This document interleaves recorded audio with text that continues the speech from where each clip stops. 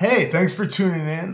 This is the Horus Hearsay. My name is Steve, also known as Z Inquisition. Today we are going to be talking about a whole bunch of things having to do with Warhammer 40,000. We're going to be talking about 8th edition just in general. Death Guard has recently come out. We're going to be giving some opinions on that, as well as Guard. Today, joining me as usual is my good friend Matt and my good friend Evan. What up, guys? Hello. So I guess starting out, let's go ahead and talk about 8th edition. You know, my first impression coming into this is they're doing so much to draw in all of these new players. I think that in itself is kind of like one of the hallmarks of this edition is bringing in new people. I don't know what you guys would think about that versus like previous editions. I welcome new players because I think playing with the same group of people over and over will get boring. Much like anything, you know. Variety is the spice of life. The one thing I do wish they would realise is that to abandon the old fan base with such new rules and kind of a new turnaround to kind of like an Age of Sigmar thing, I think that might have put a lot of old players off joining the new edition. Yeah, I can see that for sure. A lot of people are really put off about the lack of tactics, or perceived lack of tactics, I guess, with the new rules and kind of the way things are structured in the new edition. Yeah, the new edition is very deceptive like that. It looks quite basic, but much like the fact that it's so kind of basic right now means that it's up to the players to decide what they want to do. And I think that's sort of a good direction to go in, sort of let the players decide more so than just the rules. What do you think, Matt? I have a very much a love-hate relationship with 8th. It very much kick-started my new army, which is Renegades and Heretics, which I absolutely love playing, but I only really enjoy playing them because I think it's the one redeemable thing I've found in 8th. And I don't mean that in an overly negative or critical way. I'm just not a huge fan of the very simplistic look of things, of how you've got very strange rulings where, you know, vehicles can shoot round a corner if one wheel's popped out, but they'll get a full cover save, or the fact that, you know, facings don't really matter anymore, weapon arcs are non-existent. The game in of it itself plays a lot more, to me, like a movie than it does an actual moving, living battlefield, I think, personally. But the things that I missed from 7th, like templates, in general, the whole pacing of the game, it felt a lot more. It wasn't just like bam, bam, bam, my turn's done. It was, all right, I need to sit down, I need to think about what I'm doing now because this could have a massive effect on the game. But I do like some things from 8th. There's a lot of bloat in 7th, which 8th has just completely cut down on, which I think is probably a good thing. Yeah, I don't think any of us can deny that 7th did have a lot of issues with the fact that rules probably could have been combined together and or omitted. Yeah. And I think we can everyone can sigh a big sigh of relief for the death of formations. Praise the writers. Yeah, they whoever thought that was a good idea is going to a very terrible place after they die. I don't even know if I have like a word for where they're going. Ultra hell. I can see the honest intentions with their release. Like, you go, you guys wanted themes, let's give you themes, but also all these restrictions. I was like, thank you. It was very much, formations were a very strange thing for me because you had some that I looked at and thought, you know what, it encourages you to bring different units. You know, that's probably a good thing, where it allows them to sort of balance out units that weren't that good. They got a bit of a buff when taken in this formation, had a bit of synergy, but you got onto like absolutely ridiculous stuff. Like, is it the War Convocation for Adeptus Mechanicus, where you look at it and you think, who was the genius that decided, make all the upgrades for it? Because that won't be abused at all. Probably Belisarius Core, our Lord and Saviour. Please don't bring him up. It's too early. It's too early in the podcast for us to bring up Belisarius Core. You know, actually, and this brings up a good point, and might be a good reference point for us to list off the armies that we play, because Matt has referenced the fact that he plays Renegade Guard. I also play Renegade Guard. I only busted them out one time this edition, but I enjoyed it. It was a good time. I play Iron Warriors, both 30k and 40k. I also play World Eaters, who I'm currently working on a list for. And I have some Emperor's Children and a little bit of Thousand. I like Chaos. I pretty much have everything that you can want to play in 40k that's Chaos, except for Demons, because those guys are wusses. No war. Only a couple. Only a little bit. Only a little bit. Do you want to shoot next, Evan? Well, I, for one, shake away your disgusting walkthrough career and stick to the sciences. I play Necrons if I ever dabble over to 8th edition with my local club. That's the only time I really play 8th edition much anymore. Just with friends who have moved on to that edition and have discarded 7th. Yeah, Necrons are they were kind of my go-to back in 6th and in 7th, and I just love them, man. Everything about them. They're fantastic. Really fun to play as well. You know, I'm surprised no one's ever done an Arnold Schwarzenegger conversion for their Necron Lord. How do you mean? Like Terminator. Like like the Definitely T-800. images Or of that. yeah. Come with me if you want to destroy the galaxy. Oh, I want to see Arnold Schwarzenegger, Necron Lord versus Sylvester Stallone, Marvo. Oh, God. Oh, man. That would be the match for the century. I was going to say you could have Arnold Schwarzenegger Catachan versus Arnold Schwarzenegger Necron. Come on! That's the worst. Don't look at me. Kill me! Do it now! I would, but my ballistic skills only 5+.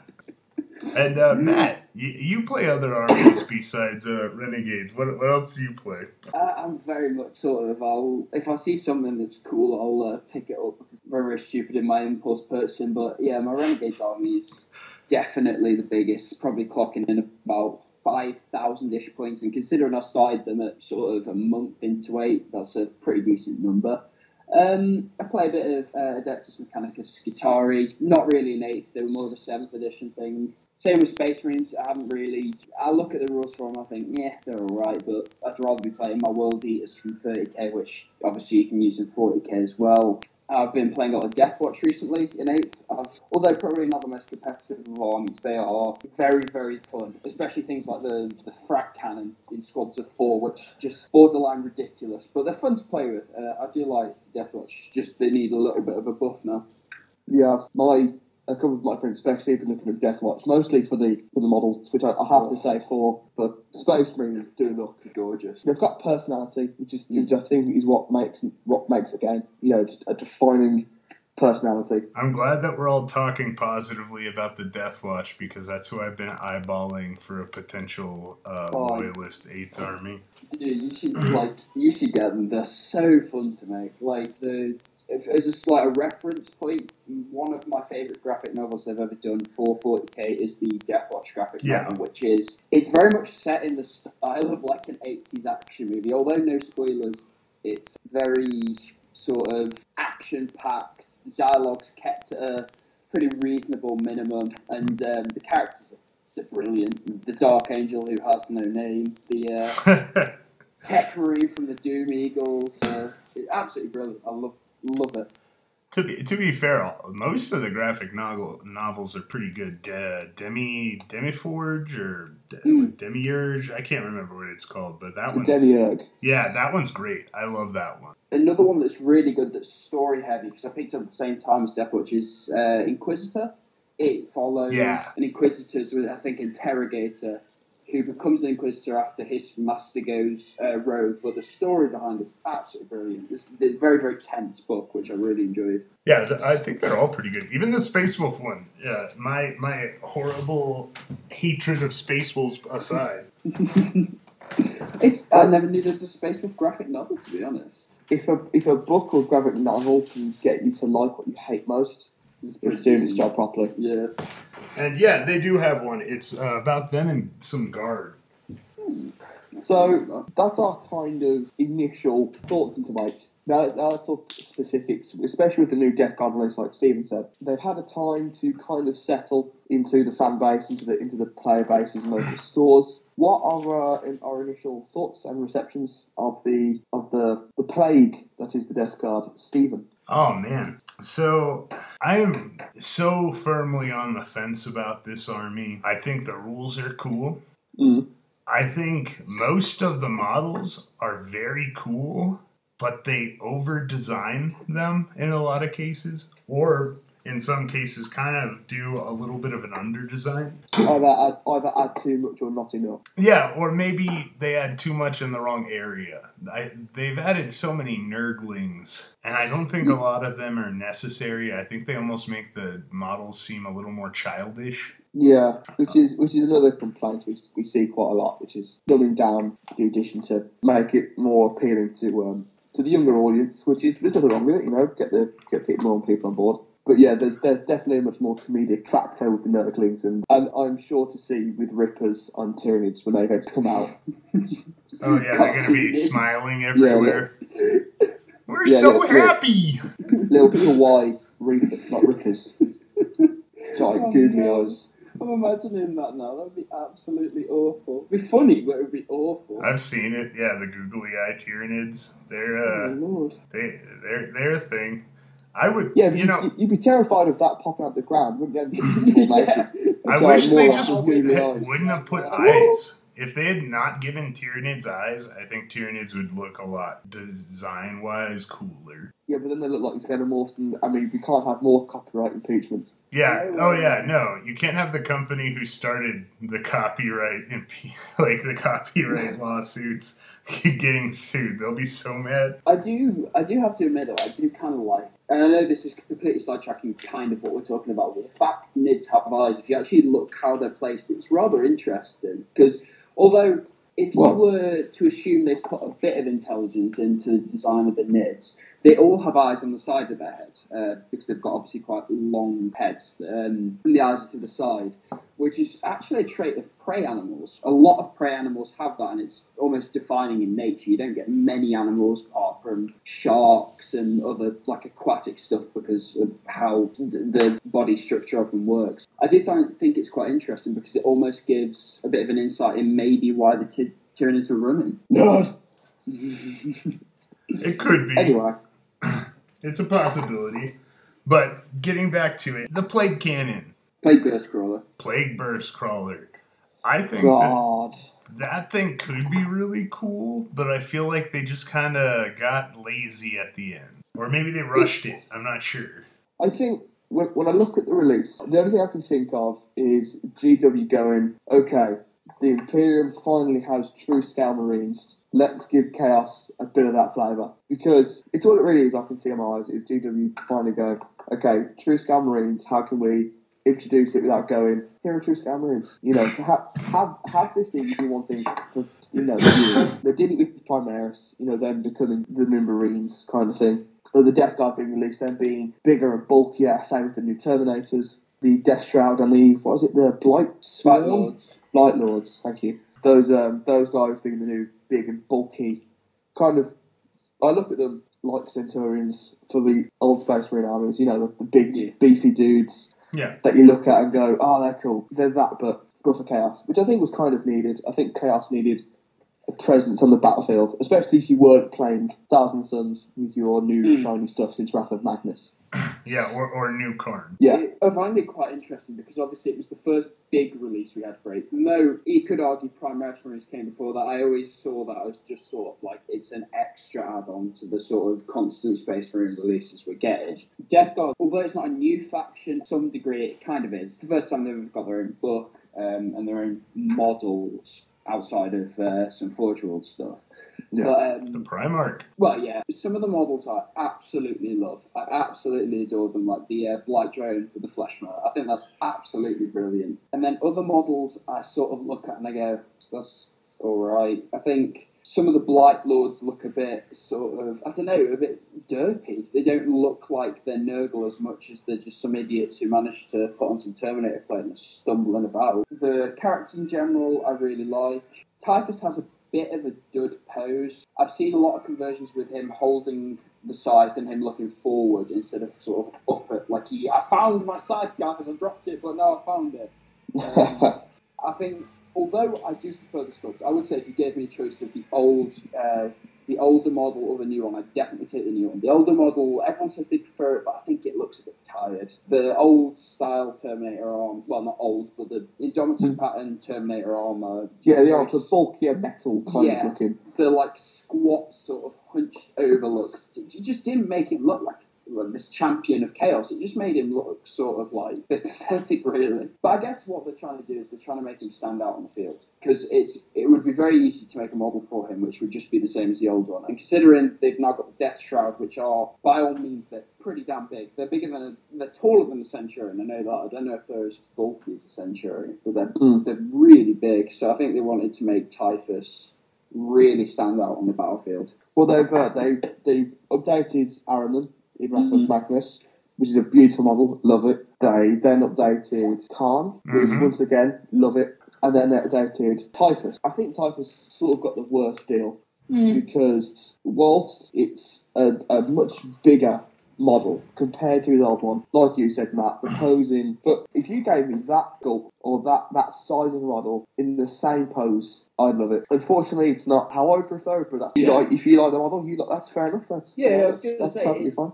Fidelity-wise and the actual detail on it, it's absolutely astounding what they've done with it. Oh, yes. But I'm just not a fan of the posing, per se. Leave off the smoke, leave off a lot of the grubblies, and it's awesome. Stuff, I think, was a little OTT. I think with a lot of the new stuff they've been doing, they've been trying to cram as much detail into the kits, which I respect them for doing. That's a very commendable thing to do. It's almost sort of, I see it as like trying to build up to that Forge-World level quality where every armor plate is almost work of art in some of the Primarch's cases. But I think in the effort to get as much detail in as possible, they've perhaps sacrificed style. Oh, yeah. Yeah, I think so. And a lot of not convertibility, but I think that these are harder to convert. Well, the very nature of them being monopose, sort of almost click fit together that you need a bit of glue for, definitely makes it more of a struggle, which I guess it's still not like impossible to convert them. It's not like you're working with metal, but you know, it's just what surprised me. I was expecting in the new edition for it to be very similar with last edition, with say Space Marines, where it was legs, torso, arms, head. But now it seems to be like you get a leg and the body, and then you get the back of the body and a leg, and it's like it's not hard per se, but it's less convenient. So we spoke about the second in command. Now let's talk about the big boy, the thick daddy, thick Mortarion. He put on some weight since the last time I saw any art of him. I know that much. He's been packing on the pounds. Right. If you're going to fight Gulliman, you got to pile on those cheeseburgers. He's been making weight. He can. Oh yeah, he can fight a Gilliman. He can fight hell, man. I mean, I'm not going to say he could fight two, but he could probably kill two in a game. So I haven't seen him used in game, mostly because I think a lot of people, when it first came out, were trying to get a theme of their army and a paint scheme and then paint it up and use it. But a lot of people are loving, like you said, Stephen, the rules are pretty fantastic, which they're meant to be at the end of the day. Too. Well, it's a Primarch, isn't it? Yeah, it's not. It's like Magnus or Gulliman. It's going to be that level of excellence. Have you seen him use Stephen at all, or have you had any experience with Mortarion? I have not seen him used yet. I've only gotten to read other people's and seen a couple of bat reps, and he's just a beast. He's a beast. He can weather so much. I mean, really, the whole army can weather so much. I myself, not a huge fan of the sculpt. I think that they kind of what they did to Typhus. They just added too much and not enough, really substance. I've seen a lot of great conversions of it, but what I'm thinking I'm going to do, I've seen an Agash conversion into I think Mortarion. I know the exact one you mean. Yeah. And that's what I'm thinking I'm going to do for mine. I might not even make it Morty, to be completely honest, just because... Just instead some sort of Nurgle Demon Prince, maybe. Yeah, something like that. Just something that will use the same rules, but I don't have to adhere to their story arc. Yeah. Speaking from having seen and played against Mortarion, on the battlefield, he is very much a sight to behold in the fact that in combat, he is the horde killer of doom. He will chew your army to bits if you charge him a lot of hordes. But I think for just sort of the average game, he's a very good choice. When you get to sort of your higher level game, he's for sure not a must pick. I think he's probably a bit too many points for what he does. You can get some better combinations in there for his points. But I think if you are just wanting to play, more casually, he is an absolutely brilliant choice. He has so much theme to the army, a bit of synergy. He's just a sight to behold on the battlefield, though. Exactly, yeah, like you say, it's a centerpiece model. Oh, yeah, for sure. Kind of like Gunman, when he first came out, or Scyther, Fallen Angels, that kind of character. The one model you've got that you're like, this is the sort of pinnacle of my army. Yeah, kind of like Stephen's Corn army, which you're working on, right? With you've converted Angrath, the great demon from Forge World, into a brilliant looking, like a Bane kind of demon looking creature. Yeah, it's like a cyber demon kind of thing. Yeah, it is really. I mean, it's similarly sized and all that. It's definitely a centerpiece. It's something that you look across the board and you say, well, this is going to be one of those days. Well, guys. So that's the kind of consensus we've got for Death Guard. They're tough, take a lot of stuff to take down, which is the entire point of the army. They're like Necrons version 2.0. They're going to sit there and take flashy version of Necrons. Precisely. I love the Poxwalkers. They're fun. They look fun. But I was going to say, do you want to move on to Guard then? Because that is the very next release. As we know, Guard was released not too far back now. 2 weeks? 2 weeks? Yeah, it might have been 2 weeks. 2 weeks sounds about right. In general, being Renegade Guard, obviously it's not Guard itself, but we'll probably get some of the buff the Guard gets. But to lead us off on thoughts of rules, and obviously no new models, sadly, I will pass it over to Evan. With Guard, the only person I know who uses Guard in any kind of manner is my friend who also used them alongside Sister of Battle. From what I've seen and what he's used, it's basically a Lehman Russ with Stormtroopers. Is that the bodies, the core of your army will die because they're not there to survive, they're to take fire. But the tanks, the Lehman Russes, they are just brilliant for what they do, for the points, for what they bring. Fantastic. And I think with the Guard now getting their codex and finally being able to sort of put up with the Imperium. I mean, when I heard that the Death Corps were getting an update from Forge World, or their kits have been released, I was like, this is it. This is it. This is, we want guns, we want bodies, just pile it on, brilliant. Same with Cadians and the Iron Guards when GW released all those paint schemes with the version for Hold up. kits, Matt, but ideas. Matt, whatever you're doing, cut it out. Why, was it bad? Yes. Sorry, I can't hear that.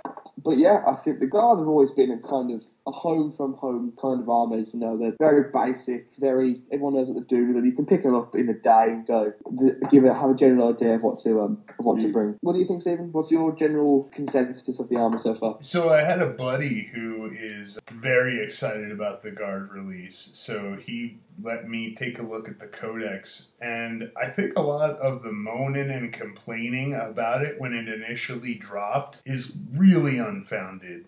Looking at the rules, some of them are like, whoa, that's really good, but nothing's like, oh my god, there's no way to win against this.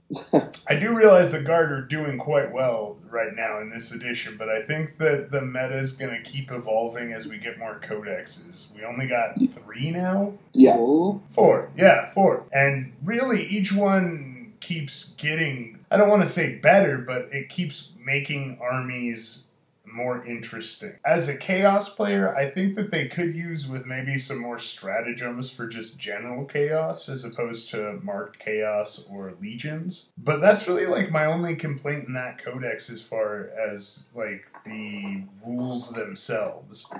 Now, there's definitely some things in Guard where if you want to be an unfriendly gentleman, you could take advantage of those pretty easily. Mainly, I'm looking at you, conscripts, but they did take a little bit of a nerf, right? Yeah. If we ever form a band, we're going to call ourselves Unfriendly Gentlemen. It would be an apt name, I would admit. In general, the sort of Guard release has been, I think I agree with you there, Steve. It wasn't. I saw a lot of people saying, "Oh my God, they're going to be unplayable," and they were already doing well. Goat Boy's list winning the Nova Open, I believe. It was a particular brand of cheese. The spamming of Elysians made me a little bit like, "Oh, okay, that's rather strong." And I still think mortars, just like normal mortars, still holds an annoying place within the meta. And although, they're not that good, but they're just annoying to play against. It's just like, oh, there's some infantry. Ping, there's a few of them gone. Which, it's not terrible. But at the same time, they're not overly fun to play against. I was a little bit sad when I heard about the new codex before it was released, but it not getting the same steam as Death Guard. I can sort of understand why, because Death Guard haven't had a codex themselves, and there's obviously a big relief with Mortarion coming back. But I do think after Death Guard coming out, they could have kept up the hype with here's a cool, animation, or a cool sort of like they did with the Character Overlord for Open Sigmar. It wasn't so much of a video sort of going over the army, like stills of the models. I think just could have been a Death Corps, could have been a Catachans, just something to give to people to get them ready for the Codex, rather than just go, yeah, here it is, enjoy it, play it, kind of thing. Yeah, it is definitely one of those things that, now that you mention it, thinking back to when Death Guard came out, that was at the time of Conor, which I will probably end up voicing my opinion of at some later date of why I didn't overly like Conor. But there was a lot of Death Guard stuff. There was the sort of jokingly done little bits with the Tallyman and stuff, which I quite liked, and the reveal of Mortarion's model and stuff. But the Guard Codex very much, I had a rough idea from the rumour mill that it was coming out, and I knew I had a rough date for it. But I was expecting, the lack of any new models really sort of didn't rub me the wrong way, but it really took me off guard, because although... Pun intended. Yeah, it did take me off guard. The whole, them not reboxing, but sort of re-emphasising these old metal models. And although they're not that much more expensive, for a squad of 10 metal guardsmen, it's 20 quid, which is only £5 more expensive than a squad of Cadian guardsmen, which I do think the money is worth paying, because I think a squad of Mordians compared to a squad of Cadians, I'd always pick the Mordians. They've got so much style to them. The Cadians are a bit flat to me. The sculpts are looking a bit old, and although the Mordian sculpts are probably older, they just have this sort of flair to them that you don't really see in armies anymore. That sort of colourful, almost, it's colourful, but it's not, if you know what I mean. You look at them and you know what they are, kind of thing. Oh, yeah, for sure. I kind of like the inclusion of, you've got some of the converted regiments in there, but again, it didn't make me too happy because, as I say, playing Renegade Guards, you go on Forge World and you're having to buy the upgrade packs for the chests, and although you can use las guns, I'm a big purveyor of auto weaponry. Don't know why, just really like auto guns, so I'm always buying those packs. So when I'm looking at the guard squads and you're having to buy 3 kits to make 10 guardsmen, I was looking at it thinking, those conversions are going to be expensive, and it makes the Forge World stuff look reasonable, which is kind of scary. Which is never a good sign for a standard army. Definitely not. But I guess if you are buying Guard and you are doing that, most likely you're comfortable with converting, so maybe it's worth it. But we'll have to see. There's always the... and there's always sellers online. We can't discount those guys. Yeah. God bless them. Oh, God bless those Facebook groups. Doing the Emperor's work. Definitely. That's kind of all that's really we've got so far, because the Guard haven't really, apart from the few tournaments they've been in, no one has, like you said, come up with the list. That kind of, here's the be-all end-all Guard list, same as it hasn't been a be-all end-all Death Guard list. And I hope that never comes. It's a bit of a boring meta when everyone's playing this is my list of rock and steel trying to smash your puny army against it, It's just not, I don't find that's not how 8th is supposed to be played, I don't think. Although 8th can be competitive, yes, I don't think it lends itself to the competitive point where, you are really starting to get down into the dirty fight. That's very true, because with Space Marines, Guard, I'm forgetting my train of thought now, Death Guard, and whoever else with a Codex. Grey Knights, who cares? And they're the ones that are going to win a tournament. But with the Eldar getting the Codex soon, and they're kind of teasers. That is something I am much more excited for than Guard. They look pretty nasty, but yeah, thus far from what I'm seeing, I'm sort of looking at the Eldar and going, Although I won't buy Eldar because I really think the aesthetic it just isn't to my taste personally. But I can understand why someone would like it compared to the normal 40k stuff. The rules still look pretty good. Hopefully, I mean, at the moment, I think Inari stuff is a lot better than Craftworld stuff. I think it has that sort of flexibility that the Craftworld stuff doesn't. Same with Harlequins. I think Harlequins are, I think they can borderline ridiculous sometimes. But well, Craftworlds are gonna play like Space Marine chapters, aren't they? Yeah, I think well everyone is, aren't they? Well, yeah, true. When the Orcs come out, they have their clans and that sort of stuff. That's going to be cool. Yeah. That's something I'm really looking forward to because it's their own identity, kind of. Yeah, well, it's I think the Orc clan system is very interesting to dive into because I don't think a lot of players know a lot about the Orc clans. Like, you look at an Ultramarine and go, yeah, that's an Ultramarine. You look at, I don't know, a Black Legion, you go, yeah, that's Black Legion. You look at Catachans and go, yeah, they're Catachans. But you look at Orcs and you think, I wonder what faction that's from. They're all green, they're all the same, they all die. Yeah, they all die. Why are these ones yellow?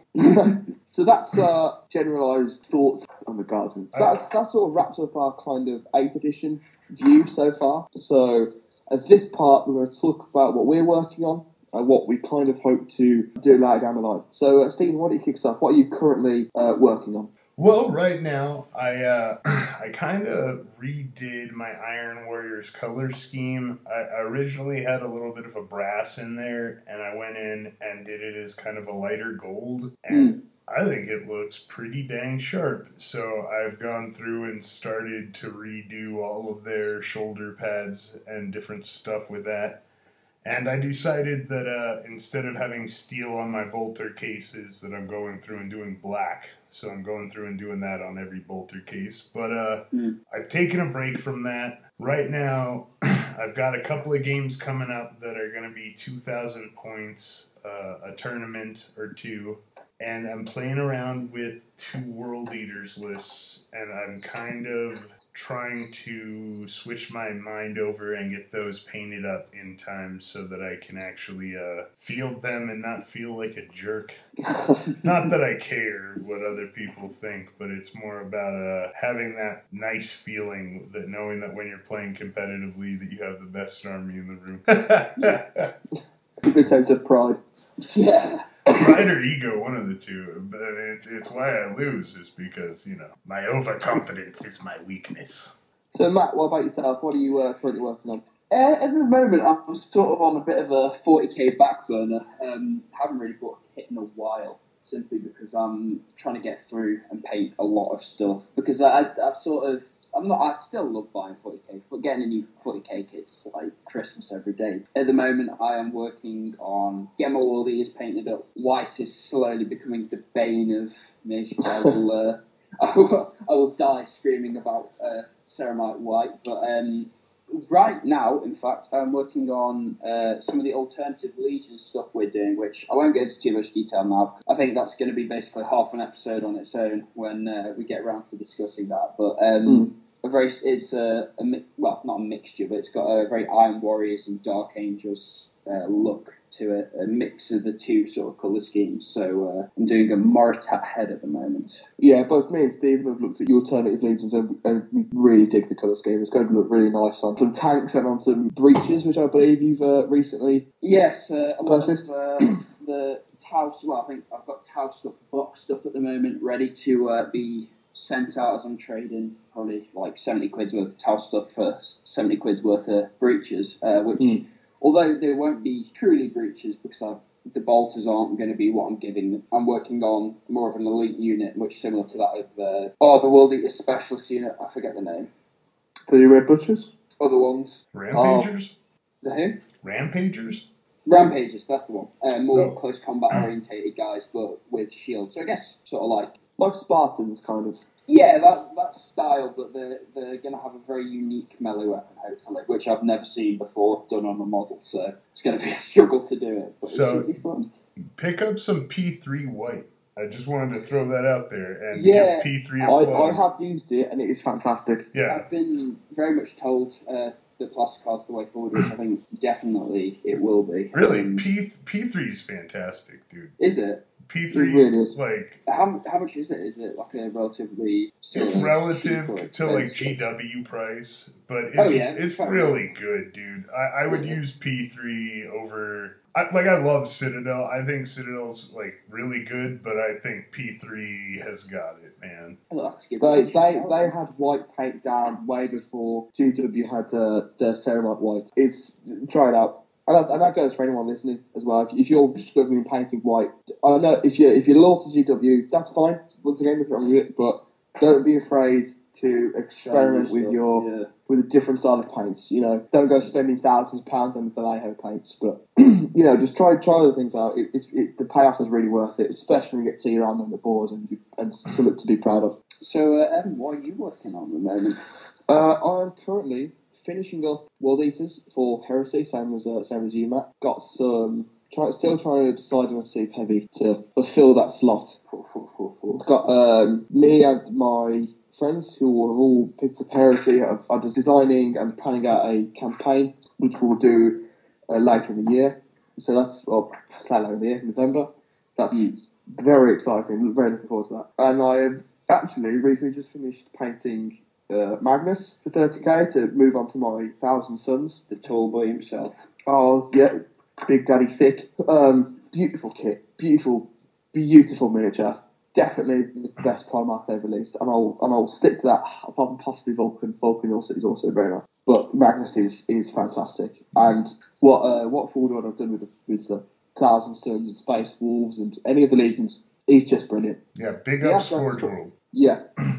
I mean, unbiasedly, we can say they make some fantastic stuff. Oh, God, yeah. I mean, like, in general, although it sounds like a bit fanboyish, I think sort of the style that Forge World has, in general, it surpasses any other model line I've seen. I absolutely, like, the Horus Heresy stuff from Forge World, I physically can't describe how much I love the tanks, the shapes of it. It's all very 40k, but it's not. It's different in a way, which I really do enjoy the sort of freshness of it. The thing for me is, I love the Black Library Horus Heresy books. Oh yeah. So reading those books and then seeing what I read on the table is what makes that game for me. You know, compared to 40k, where everything is much more not fantastical, because obviously 30k being a bit more technologically advanced than 40k, but have that whole struggle with the heresy and that massive era of these books or brilliant authors like Graham McNeil, Dan Abnett, Aaron Dembski, Bowden, just that level of detail to see in the game is brilliant, and that's what attracted me to the game. But I mean, you can say the same for Citadel or GW mainline 40k. The attention to detail, especially on the new stuff, is the best out there. I mean, I play other games, you play other games, Stephen plays other games, but we can all say that the quality of the models is just superb. Oh, good. But I think as an overall sort of aesthetic, 40k I find the most enjoyable. It sort of breaks away from that, I guess, almost Star Trekian bright, clean future. And I know the Tau have that, but I think it's good how they've done that. It's in a very stark contrast to the demon engines of chaos and the sputtering war machines of the Imperium or the ramshackled vehicles of the Orcs. It's all different. It's all unique. I think that's about it for today. Yeah, I don't think I have anything else really to add. Stephen, if you'd like to do your customary sign-off. Yeah, absolutely. So I want to thank you all for taking the time to listen today on Nerds Delta. This has been the Horus Hearsay. This is going to be a bi-weekly podcast that we're going to be putting out on our channel. And if you enjoyed it, hit subscribe, hit like, all that good stuff. If you don't like it, go ahead and tell us down below. Tell us that we're awful people and that nothing that we're saying matters. Tell me my voice is annoying. Yeah, tell Matt his voice is annoying. Matt, your voice is annoying. Questions to ask us as well, please feel free to shoot them. Yeah, shoot questions and anything, really. Yeah, we're more than happy to hear other people's opinions. But on the channel, we're going to be putting up some painting tutorials. reviews of games. We're going to try to do some bat reps, rants about 40K, as well as other nerdy stuff that we're into that you might be into, be it books, movies, really anything. So thank you again for listening. This has been Nerds Delta, signing out.